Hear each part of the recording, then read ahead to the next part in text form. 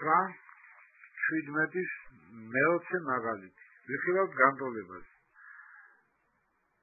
მარცხენა მხარეა წილადი, რომლის ბრიცხველია ლოგარითმ 3-ის ფუძით ფრჩხილებში 4-ს მინუს 3 ხარისხად x, ხოლო მნიშვნელია 1 - x, ხოლო მარჯვენა მხარეა ერთიანი.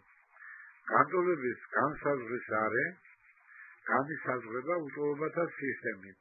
4-s - 3 ხარისხად x მეტია 0-ზე და 1 - x არ უდრის 0-ს. მოცემული განტოლება გავანთავისუფლოთ წილადისაგან.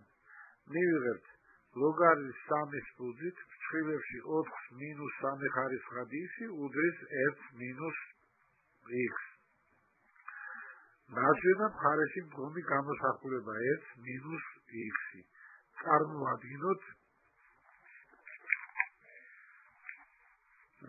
ლოგარითმის სახით. ლოგარითმს ფუძედ მივცეთ 3-იანი.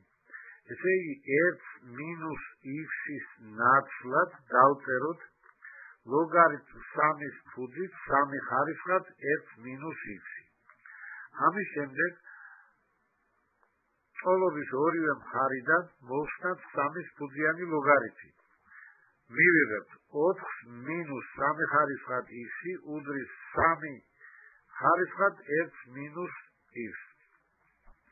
3 ხარისხად 1 - x შეიძლება გადავწეროთ შემდეგი სახით. 3 გამრავლებული 3 ხარისხად -x-ზე, ანუ 3 გამრავლებული 1-ის შეფარდება 3 ხარისხად x-დან.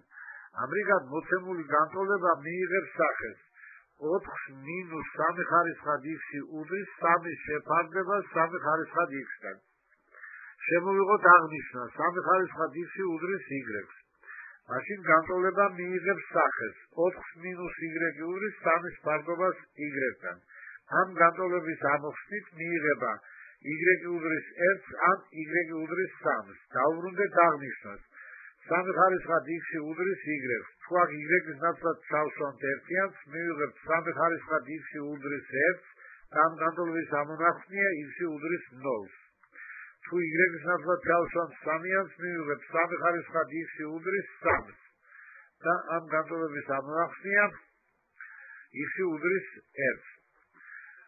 როგორც ვახსენებთ, განტოლების განსაზღვრის არეა 4-s - 3 ხარისხად x მეტია 0-ზე და 1 - x არ უდრის 0-ს. განტოლების განსაზღვრის არეს აკმაყოფილებს x-ის მიღებული ორივე მნიშვნელობა.